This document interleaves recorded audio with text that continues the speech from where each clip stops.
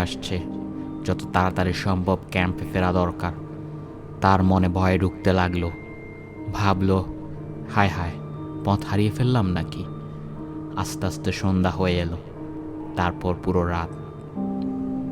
তার কাছে একটা ফ্ল্যাশ লাইট ছিল, কিন্তু কোনোভাবেই ভেবে কুল পাচ্ছিল না কোন দিকে এগোবে। এবং সে জানতো এত রাত্রিতে এই অপরিচিত জঙ্গলের মধ্য দিয়ে চলাচল খুবই বিপজ্জনক। কোথায় আশ্রয় নেবে সেই চিন্তা করতে করতে ভাগ্যক্রমে একটা ভাঙা ঘরের সন্ধান পেয়ে গেল।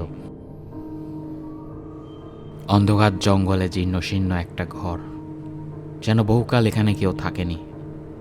কিন্তু সে জানতো এই পরিস্থিতিতে সকাল পর্যন্ত আশ্রয় নেওয়ার জন্য এর চেয়ে ভালো জায়গায় পাওয়া যাবে না। তার উপর তার হাতের ফ্ল্যাশ লাইটেরও ব্যাটারি শেষ হয়ে আসছিল। ঘরের দরজার সামনে এসে কয়েকবার টোকা দিল, কিন্তু কেউ উত্তর দিল না। তখন সে ঘরের ভেতর দরজা খুলে ঢুকে পড়ল। কিন্তু অদ্ভুত ব্যাপার যেটা খেয়াল করলো, ঘরের মধ্যে সুন্দর পরিপাটি করা একটা বিছানা আছে।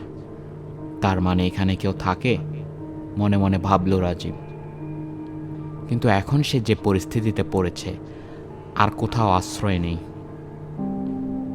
মালিক যদি ফেরত আসে সে মালিককে বুঝিয়ে বলবে, মনে হয় না উনি কোনো আপত্তি করবেন। একটু চিন্তা ভাবনা করে রাজীব বিছানায় শুয়ে পড়ল। কিছুক্ষণ ঘুমানোর চেষ্টা করলো সে, কিন্তু রুমের চারপাশের দেয়ালে যে বড় ছবিগুলো টাঙানো আছে তা রাজীবের ভেতর খুব অস্বস্তিকর এক অনুভূতি তৈরি করছিল।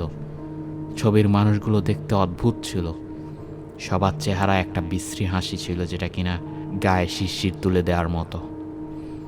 সারাদিন হাঁটাহাঁটির পর তার শরীর ছিল অনেক ক্লান্ত। কিছুক্ষণ পর ছবিগুলোকে ইগনোর করে রাজীব ঘুমিয়ে পড়ে। পরবর্তী সকালে যখন রাজীবের ঘুম ভাঙে, সে বিস্ময়ে হতবাক। ঘরের চারপাশের দেয়ালে কোনো ছবি টাঙানো নেই। চারপাশে যা আছে তা হলো জানালা।